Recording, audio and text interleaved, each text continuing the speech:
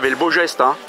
Bonjour mesdames, nous voici à Bissy-sur-Flay. Bonjour. C'est ça, bonjour. Bissy-sur-Flay à l'occasion La 20e édition du marché du curieux. Donc parce que vous êtes ici dans le château de Pontus de Thiars, où est né Pontus de Thiars en 1521. Et donc en fait, c'était un homme curieux. Il était astronome, physicien, évêque, conseiller de 3 rois, poète. Donc il avait beaucoup de cordes à son arc et à cette époque, effectivement, c'était chose un petit peu rare. Donc c'est pour ça on l'a surnommé le curieux. Curieux de tout. Curieux de tout. Alors, votre marché, c'est pas seulement un marché où on mange bien. Oui, on essaie de rechercher chaque année de nouveaux artisans, donc des artisans créateurs. Voilà, c'est ce qu'on souhaite. On passe beaucoup de temps à rechercher des artisans, à regarder, à faire notre choix. Et puis on s'accorde aussi à avoir beaucoup d'animations, donc curieuses aussi. Donc pour cette année, voilà, on a un fauconnier, de la musique, on a des archers qui peuvent vous apprendre à faire du tir à l'arc.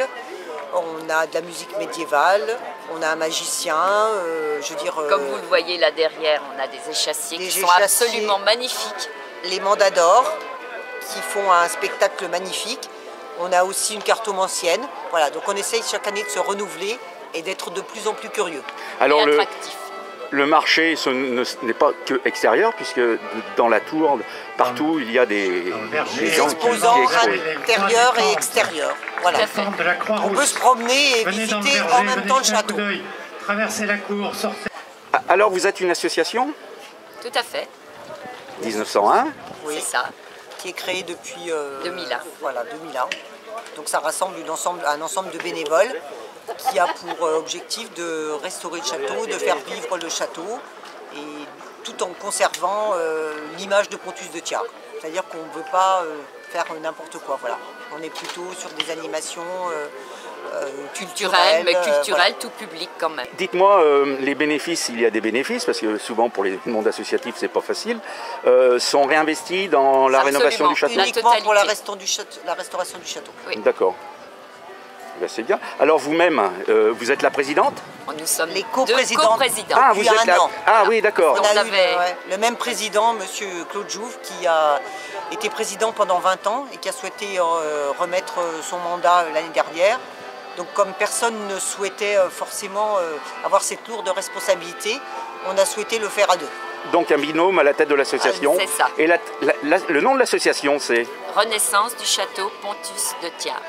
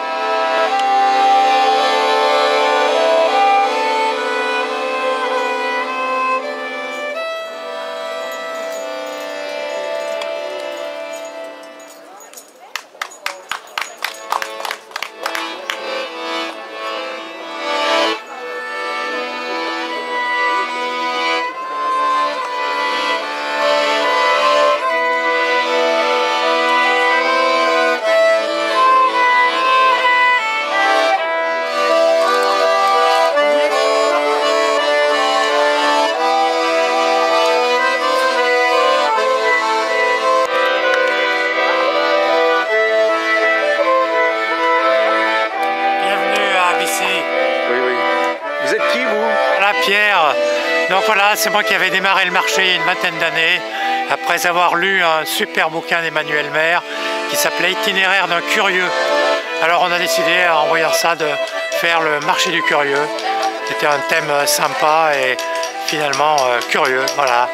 Et mon chapeau, actuellement, je l'ai acheté sur ce marché il y a 20 ans à un monsieur qui s'appelait Richard Morin, qui était un artisan qui faisait des superbes choses en feutre. Voilà. Donc le marché du curieux, vous allez voir, on y trouve toutes sortes de choses étonnantes, des créateurs de tout acabit. Là, vous avez dû filmer les mandats d'or. On a un fauconnier, on a également un corps médiéval. On a plein de choses. On va faire le tour. Allez, on fait le tour.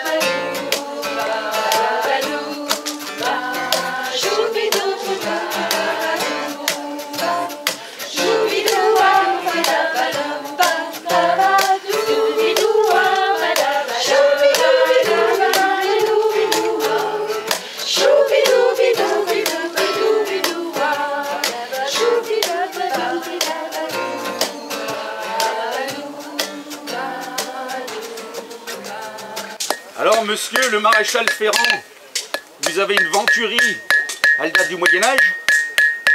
Pas exactement. Un petit peu après. Et vous faites quoi là en ce moment? Bah, je vais plutôt équiper une jeune demoiselle en fer. Je fais des boucles d'oreilles. Ah oui, d'accord. Je fais de l'ornement métallique. Donc vous travaillez le cuivre? Oui, les métaux, le cuivre, le plomb, le zinc, les métaux de couverture principalement. Hein. Oui. C'est principalement de la décoration de toiture que je fais. Voilà, des girouettes. Des girouettes, des lucarnes, des ornements d'arrêtiers, des cheminées. Ouais, tout ce qui sert à décorer les toitures. D'accord. Alors vous avez des outils ancestraux là, hein? Oui, c'est des outils pour emboutir. Parce que là, je rénove une vieille girouette qui était en fer blanc. Et je la refais en cuivre. Et là, il y avait un pigeon en haut de la girouette. Un pigeon qui est un peu perforé et je vais le refaire en cuivre. Ah, c'est bon. Donc je fais avec ces outils-là, j'emboutis le cuivre avec ces outils. D'accord. Je vous remercie. Hein? Merci. C'est une série d'hommes à barbe. Une série d'hommes à barbe. On appelle ça comme ça. Ouais. Oui, parce qu'il y en a de nombreux. Hein. Ouais, il y en a quelques-uns. C'est plus facile de Moins réaliser brut. les barbes avec les tronçonneuses. Ouais. Il y a le côté brut de tronçonneuse et le côté fini de la tête, bien poncé et bien lustré. Qu'est-ce que vous utilisez comme bois? Ça, c'est du frêne, Du frêne. Ouais. Ouais. principalement pour les pièces qui sont ici. J'utilise après un peu toutes les essences qui peuvent se trouver et se sculpter. D'accord. Bah, je vous remercie. Votre prénom, c'est comment? Francis Ferret. Francis Ferret. Pascal, vous faites des petites statuettes, des petits... Oui, plein de choses, entre autres. Alors, une technique, c'est...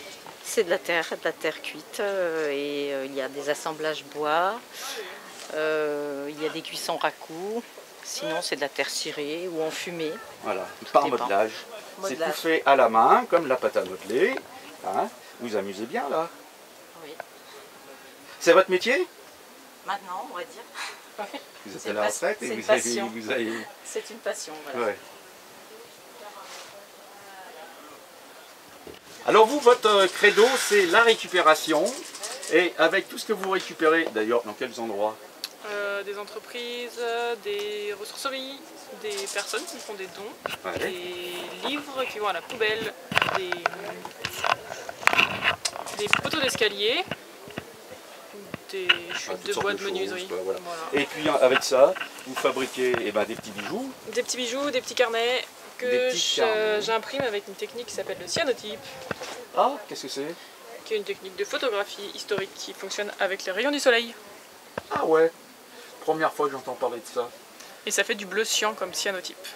D'accord, c'est pour ça qu'on a tous ces bleus. C'est pour ça. Oh, et même sur le bois là? Oui. Ouais. Ça fonctionne sur le bois, sur le tissu, sur le papier, sur les tissus végétaux, coton, lin. Donc on laisse le papier exposé à la lumière Oui. avec un produit chimique dessus. Oui. Ah, top. Hein, C'est magique. Voilà. Donc vous êtes la fille de monsieur Daguernet. Bon alors, un cactus en bois de cactus, un singe en bois de singe, des champignons et des petits animaux, chouettes chevaux. Voilà, messieurs, dames, à vous présenter. Eh ben, je suis Gabin Cortier, sculpteur sur bois. Et vous, madame? Justine Barry, je fais des tableaux en bois aussi. Et vous faites des tableaux en bois? Voilà. D'accord.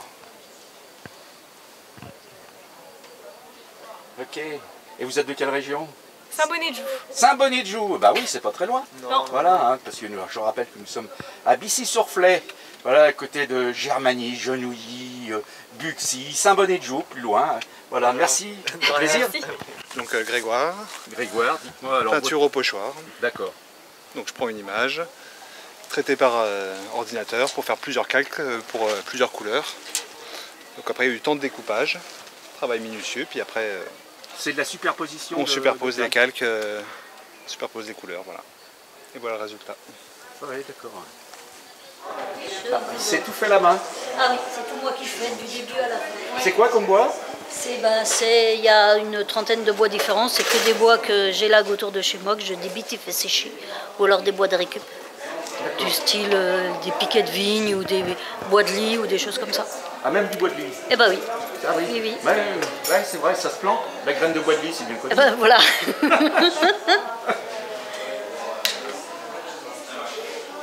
Des stylos.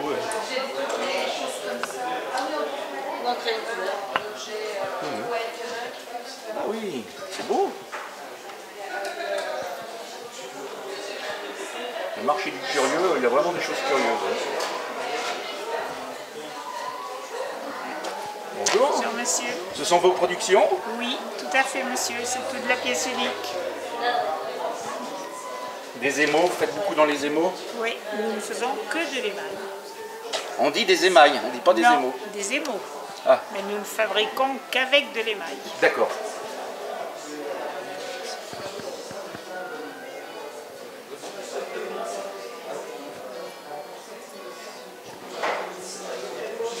C'est émaillé là? C'est du champ levé, c'est la technique la plus ancienne de l'émaillage. Bonjour, votre prénom c'est? Rémi. Et alors vous êtes illustrateur, dessinateur? Et peintre muraliste, oui. Ah, c'est quoi un peintre muraliste? La fresque, trompe-l'œil et toutes ces belles choses que l'on voit? Voilà, peinture monumentale, exactement. Ah ouais, d'accord. Et vous officiez donc sur Lyon, sur la région? Oui, j'ai fait mes formations sur Lyon avec Cité Création et des sociétés comme ça. Et puis je me suis mis à mon compte là il y a quelques années. Et puis là je suis depuis 1 an dans la région. D'accord. Peintre? Peintre muraliste. Voilà, c'est rien à voir avec le tailleur. Non, parfois. Là c'est tout au pinceau, c'est des choses plutôt réalistes. Oui. Ah oui, vous peignez pas la bombe sur les murs? Non, ça c'est vraiment du graphe quoi. Moi c'est tout au pinceau. Ouais. Ah ouais. À des grands murs? Oui, ça peut être des très grands murs, oui, comme des façades. Des pignons de maison, des façades d'immeubles, oui. Au pinceau? Au pinceau et au rouleau, oui. Wow.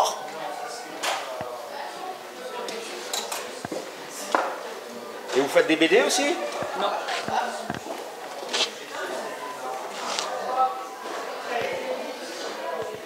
Merci. Ah, sur le marché du curieux, on voit quand même des choses curieuses, hein, monsieur? Oui. Qu'est-ce donc tout ça? C'est des chimères.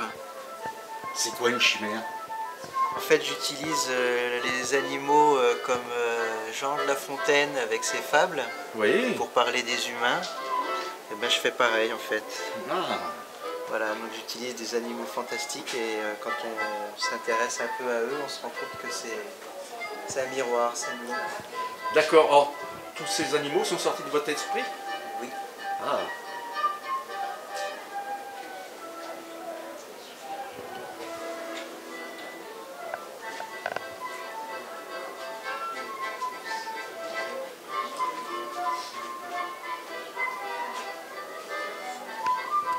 Bonjour madame. Bonjour. Alors, expliquez-moi votre travail. Je suis tourneuse sur bois, Tourneuse sur bois. avec que du bois local. Voilà. Je n'ai pas quoi vous dire d'autre. Non, c'est... Vous avez un petit atelier. Voilà. Et je tourne. Donc c'est tous des pièces uniques. C'est votre métier ou c'est un passe-temps? Non, c'est mon métier. C'est votre métier, vous en vivez. Oui. Rares sont ceux qui touchent. Là. C'est vrai, j'ai pas le droit. Si. C'est une vraie charpente, quoi. Ça fait rien. Bonjour messieurs, dames. Bonjour. Alors, mes seigneurs et ces gentes dames. Voilà, alors dites-moi, vous êtes une troupe théâtrale? Vous êtes... Non, des chanteuses, des chanteurs et des musiciens du groupe Clavaison Cantorès. On est originaire du Beaujolais, mais le Beaujolais vert. D'accord. Voilà. Et vous chantez des chants médiévaux? Oui. Tout à fait, des chants médiévaux depuis le XIIe siècle jusqu'à la Renaissance. D'accord. Voilà.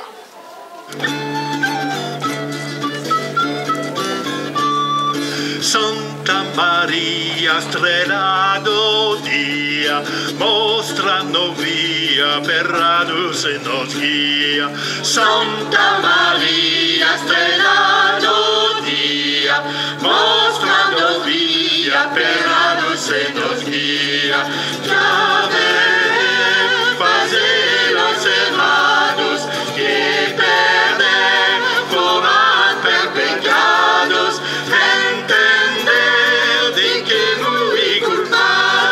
Son mais verdes, son perdoados da ousadia que lhes fazia fazer folia, me que não deveria. Santa Maria, estrela do dia, mostra-nos via, pela se nos guia.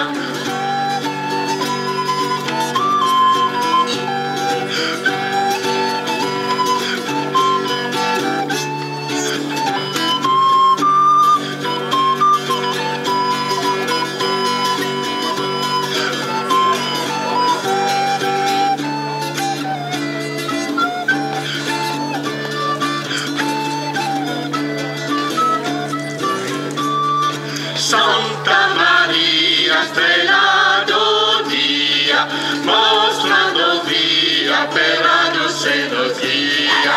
A mostrar-nos de carreira, olhar em toda maneira, acentar-nos de ira, que tudo nos pode seguir. Sadia, utogaria, e aqueria, botina redraria. Santa Maria, estrela do dia, mostrando via, pela se nos guia. Santa Maria, estrela do dia, mostrando via, pela se nos guia. Santa Maria, estrela do dia, mostrando via, pela se nos guia. Santa Maria, estrela do dia, mostrando via, pela se nos guia.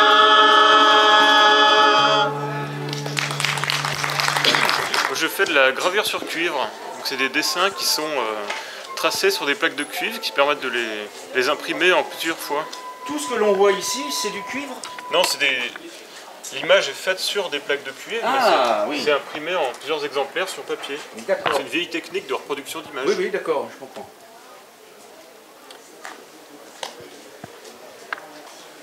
Alors le cuivre, il est repoussé? Comment vous travaillez le cuivre? Alors, il y a différentes techniques, mais il s'agit d'inciser le dessin assez finement en surface de la plaque. C'est une technique qui s'appelle l'eau forte avec un acide. C'est une plaque qui est d'abord protégée avec un vernis spécial. On va dessiner juste pour enlever le vernis et plonger dans l'acide, le dessin va être creusé en profondeur.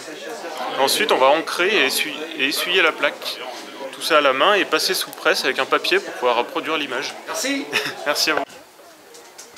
Une buse américaine. Qu'est-ce qu'elle a de particulier, monsieur, la buse américaine? Tout simplement, déjà, c'est un oiseau qui chasse en meute comme les loups. C'est une particularité. Donc, il se mettra plusieurs pour avoir une plus grosse proie. Et ça, c'est étonnant. Et ils ont de la préhension dans les cerfs que n'ont pas les buses variables. Buses variables, on dit, oh, ça attrape les poules, mais c'est pas vrai. Ils n'ont pas de préhension. Les gens confondent beaucoup avec les vautours, les autours des palombes. Et après, c'est un oiseau un peu particulier parce que lui, il peut être monogame. Certains sont monogames, d'autres polygames et d'autres polyandres. Ah bon? Ah bon. Alors, vous voyez ce que c'est? Plusieurs maris. Et alors là, vous voyez, il est patte en plume. C'est-à-dire qu'on voit qu'une patte, ça veut dire qu'il est en bonne santé, et ils font souvent ça, ils se mettent patte en plume. Et ils dorment comment? Les deux pattes couchées? Comment ils font pour dormir? Les deux pattes, une patte. Mais ils restent dans cette position? Ah oui, oui. J'aime bien, tu sais, comme vous voyez, une patte comme ça. Ça peut rester des heures comme ça. Ah ouais. Après, ils posent la patte, après c'est une autre patte. Donc le haraku, c'est une technique d'origine coréenne. Donc c'est un émail qui subit un choc thermique. En fait, je fais ma pièce, elle sèche, je la fais cuire une première fois dans un four à céramique. On dit que la pièce elle est biscuitée. Ensuite j'émaille et ensuite je le mets dans mon four à gaz. Ça se passe toujours en extérieur. Donc je mets mes pièces dans le four, je fais monter à 1000 degrés. Quand il atteint 1000 degrés, je retire mes pièces, donc elles sont incandescentes. Et là, le fait de passer de 1000 degrés du four à la température extérieure, l'émail est craquelle, mais ça ne se voit pas à l'œil nu. Donc pour révéler les craquelures, je les réceptionne dans des gamelles où j'ai mis des copeaux de bois, donc ça s'enflamme. Et en fait, après, je mets un couvercle et c'est la fumée qui rentre dans les craquelures. Et la fumée rentre là où je n'ai pas mis d'émail. Donc ça veut dire le bonheur dans le hasard et c'est ce qui me plaît dans cette technique. D'accord. Eh bien, merci. Eh bien, je vous en prie.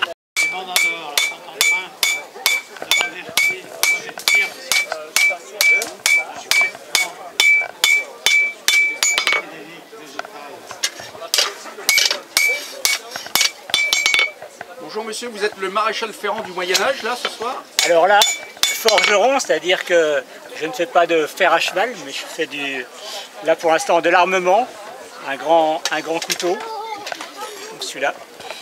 Et la différence avec le maréchal Ferrand, c'est que le maréchal Ferrand il connaît autant la forge que l'anatomie et le comportement du cheval. Moi je sais seulement faire ça. D'accord. L'acier, vous le procurez comment? Alors, comment on faisait l'acier? Ce qu'il faut savoir, c'est qu'en Europe, au Moyen-Âge, on avait à peu près 1000 ans de retard avec l'Asie. C'est-à-dire que l'acier, on trouvait le minerai de fer qu'on trouve dans certaines régions en France. Et ce minerai de fer était chauffé, les loupes de fer chauffées, tapées pour enlever les inclusions et les impuretés. Et c'est comme ça qu'on avait du fer un peu plus pur. Et c'était le charbon de la forge qui emmenait le carbone à se faire pour former de l'acier. Évidemment, on ne pouvait pas doser très exactement la quantité de carbone qu'on allait avoir dans l'acier. Donc on obtenait des aciers avec des duretés et des résistances très différentes. C'est pour ça que dans tout le Moyen-Âge, l'acier était une matière très chère et qui demandait beaucoup de travail pour obtenir quelque chose d'homogène. Une épée, par exemple, comme celle-ci, c'est 1,5 kg d'acier. Trouver 1,5 kg d'acier homogène avec ces méthodes, c'est très difficile. Donc toutes les épées étaient faites en plusieurs morceaux d'acier, ressoudés entre eux, pour essayer d'homogénéiser la dureté et la souplesse de l'acier sur l'ensemble d'une épée. Alors, l'acier est arrivé chez les forgerons de quelle manière?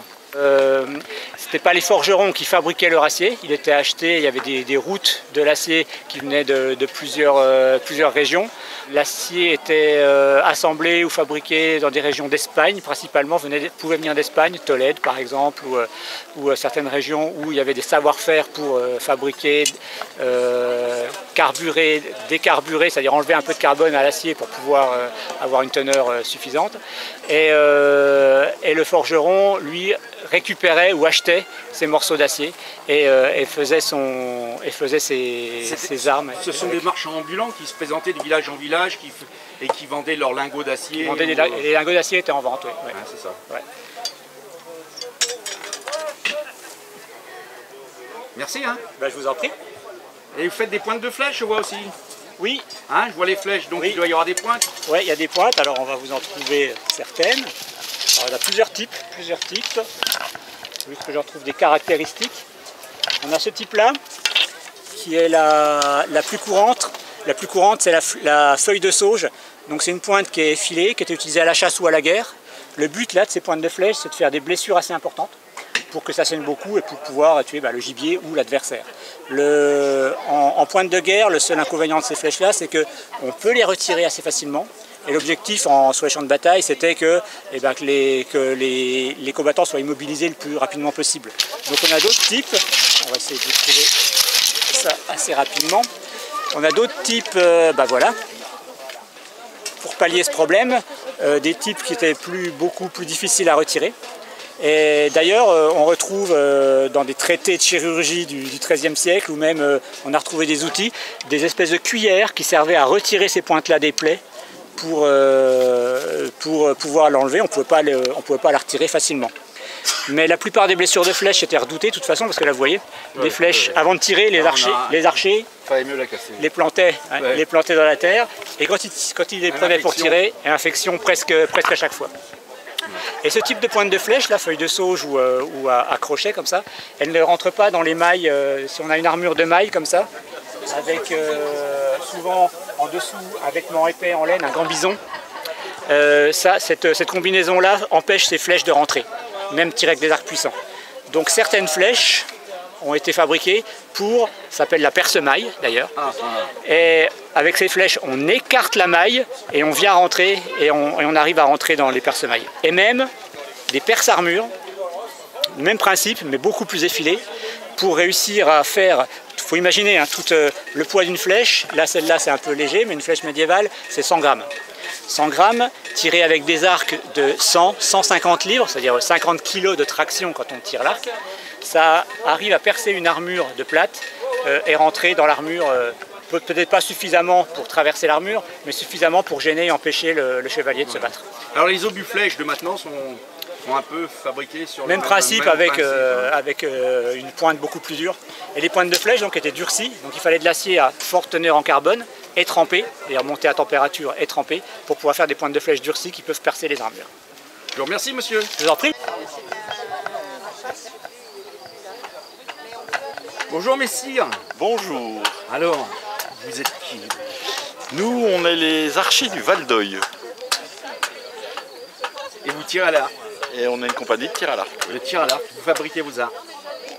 Le facteur d'arc, il est juste derrière. Ah, on dit un facteur d'arc. Ouais. C'est le monsieur qui... Ah, d'accord. Du coup, il faut pas qu'il y ait de nœuds qui soient normalement, non. Il n'y a pas de gros nœuds. Là, celui-là va m'embêter. Ouais. Mais autrement, non, c'est tout du bois qui est relativement propre. Et donc des fois ça devait arriver qu'arrivé à la fin on tombe sur un nœud puis du coup tout le travail était foutu. Des fois on fait un arc, on tire 3 flèches avec et il casse. Et ça prend combien de temps Celui-là 60 heures. Ouais. 60 heures, oui. Ils n'étaient pas aux 35 heures à l'époque, je crois. Non, puis ils les finissaient pas comme ça, c'était des arcs de guerre, donc ils faisaient ça en grande série, c'était rapide. C'est quel bois, monsieur? Ben là, il y a du frêne, de l'if, du robinet, de l'acacia. C'est principalement ce qu'on utilise. Un bois qui coupe bien? Un bois qui est résistant à la flexion, qui est nerveux, et le mieux, c'est l'if. C'est celui-là. qui est dense. Alors il est... C'est pas lui qui l'a fait, En fait, c'est pour présenter l'arc, enfin le système qui était un peu en concurrence. c'est un composite en fait. Et nous on naturel. n'aime pas tellement. Ouais. parce que Celui-là résiste à la flexion. 3 tirs dans la minute. Et celui-là résiste, ce côté-là résiste à la compression. Ça c'est l'aubier, donc il y a l'écorce au-dessus, l'aubier, et en dessous le duramen directement, qui résiste à la compression. Et à Donc, l'époque, ils faisaient déjà tous les arcs de guerre étaient en if. C'était comme ça. C'était de l'if directement. Composite naturel. Ah oui. Naturel. Hein. Naturel. Maintenant on va mettre des fibres de verre, des fibres de carbone, de la résine, etc. Oui, Mais c'est pas de bois différent. c'est pas de bois, c'est l'extérieur de la branche. Et ça c'est le duramen, le cœur de la branche. Nous on est les seuls à avoir des chevaux, nous on est là. Ça c'est ce qui se faisait de mieux à l'époque. Tirez. Vous avez, j'ai dit 2000, en 2 rangées, chacun avec 15 flèches devant. Il pleuvait des flèches, on ne voyait plus que ça, il n'y avait que des flèches. Pas besoin de viser.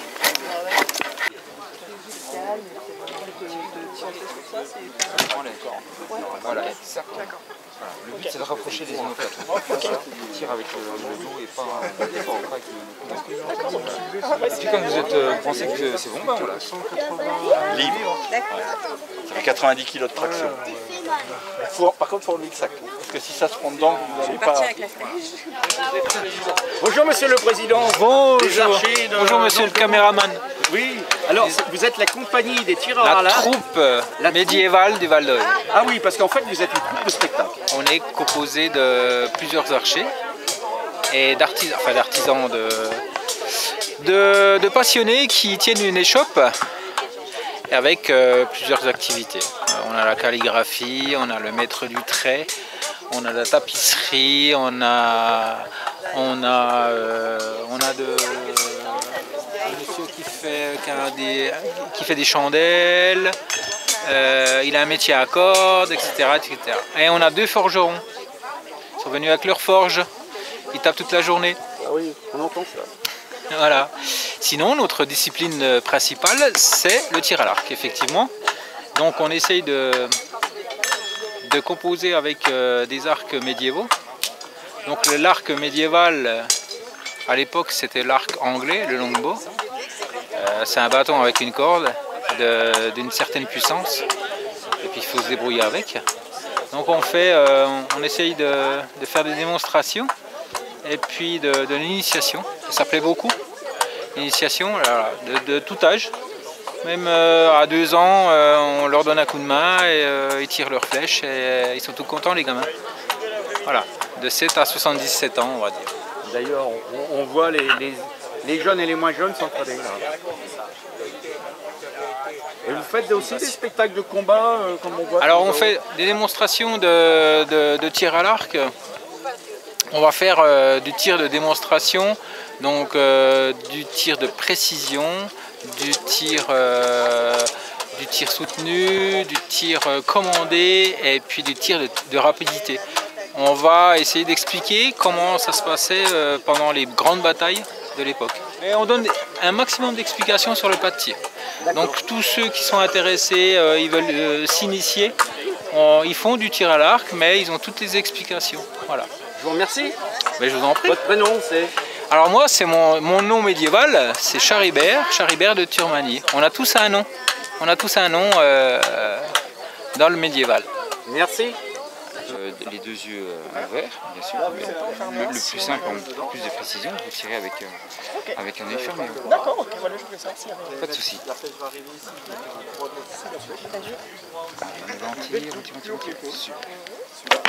Et en fait, j'ai pas vu. Non, à côté, elle est partie dans Alors, le noir. bonjour. Alors, est-ce que vous êtes l'écrivaine publique? Qu'est-ce que vous faites là?